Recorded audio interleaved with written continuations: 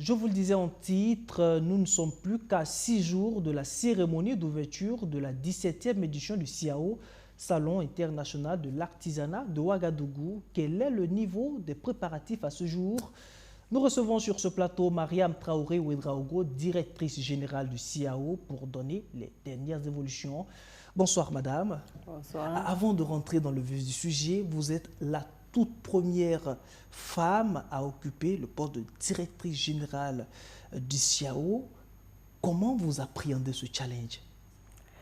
Alors, je voudrais avant tout propos, au nom de Monsieur le ministre de l'Industrie, du Commerce et de l'Artisanat, remercier la télévision BF1 pour l'opportunité qui est donnée au CIAO de pouvoir communiquer sur les préparatifs de la 17e édition. Et alors, le choix porté sur ma personne, c'est un honneur et un grand défi. Et nous remercions en tout cas les autorités de Burkina pour la confiance placée à notre modeste personne. Et nous travaillons à relever le défi et les missions qui nous sont confiées. Vous arrivez dans un contexte où il y a vraiment beaucoup de défis, vous l'avez dit, avec le contexte sécuritaire. Là, nous sommes à moins d'une semaine, c'est la dernière ligne droite, moins d'une semaine avant le début des festivités.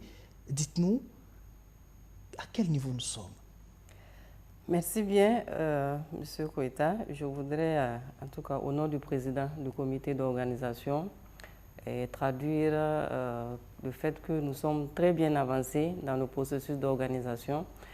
Nous avons un comité d'organisation fort de 17 commissions qui travaillent déjà depuis quelques mois pour pouvoir réussir le pari d'une organisation réussie de cette 17e édition. Donc nous pouvons en tout cas rassurer l'ensemble de la population burkinabé et toutes les personnes qui sont attendues à ce salon que nous sommes en tout cas de travailler inlassablement pour que cette grande fête de l'artisanat soit belle. Le CIAO 2024, en termes de chiffres, qu'est-ce que ça donne? Les dernières informations nous parlaient de 17 pays attendus, 2000 exposants et environ 350 000 participants en termes de prévision. Est-ce que depuis la dernière conférence de presse à aujourd'hui, est-ce que les choses ont évolué? Alors, il faut dire que les choses évoluent tous les jours dans le processus d'organisation de cette 17e édition et fort heureusement dans le bon sens parce que les inscriptions continuent. Nous étions à un taux d'inscription de 80% et à ce jour, nous sommes à plus de 90% pour les exposants.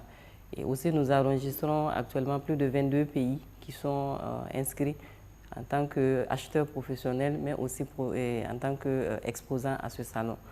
Et donc, les chiffres continuent d'évoluer et nous comptons en tout cas atteindre notre objectif d'avoir une trentaine de pays et aussi un objectif de 4000 exposants et une cinquantaine d'acheteurs professionnels. Eh bien, l'un des aspects qui faisait grincer beaucoup de dents lors des éditions précédentes du CIAO, ce sont les longues files d'attente pour acheter les tickets. On apprend que cette année, en plus de l'achat physique des tickets, il y a une innovation, celle de pouvoir payer les tickets en ligne. C'est bien cela?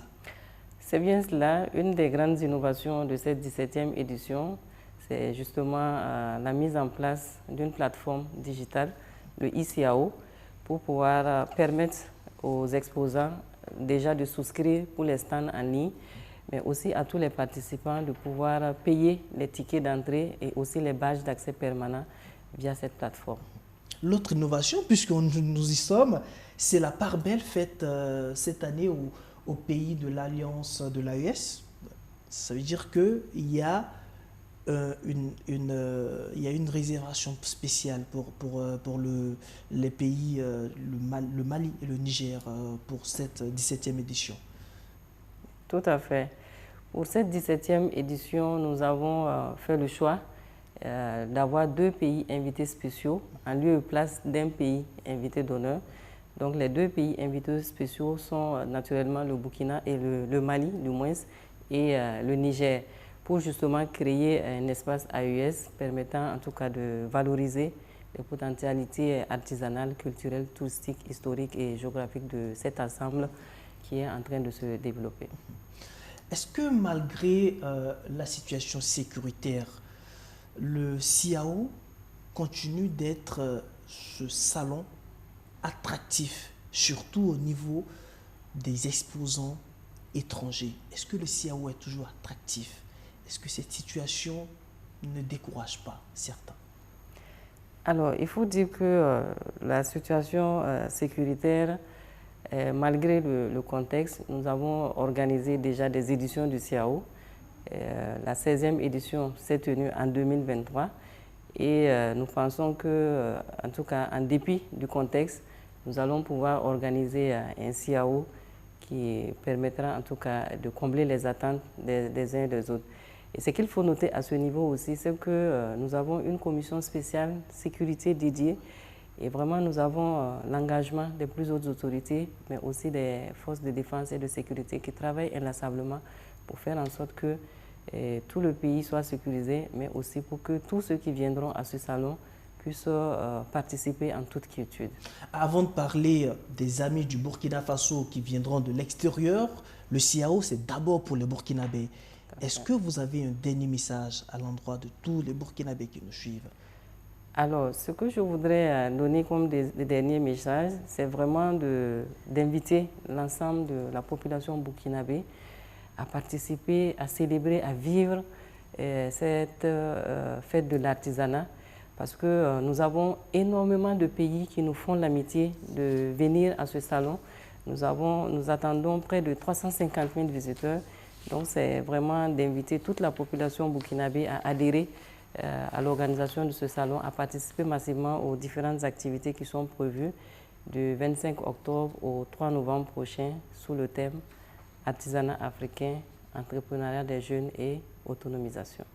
Eh bien, ce sera tout pour cet entretien. Merci beaucoup, Madame Traoré Ouedraogo. Je rappelle que vous êtes la directrice générale du CIAO et vous étiez là pour nous donner les dernières informations concernant les préparatifs. Merci, vous restez avec nous pour la suite de ce journal.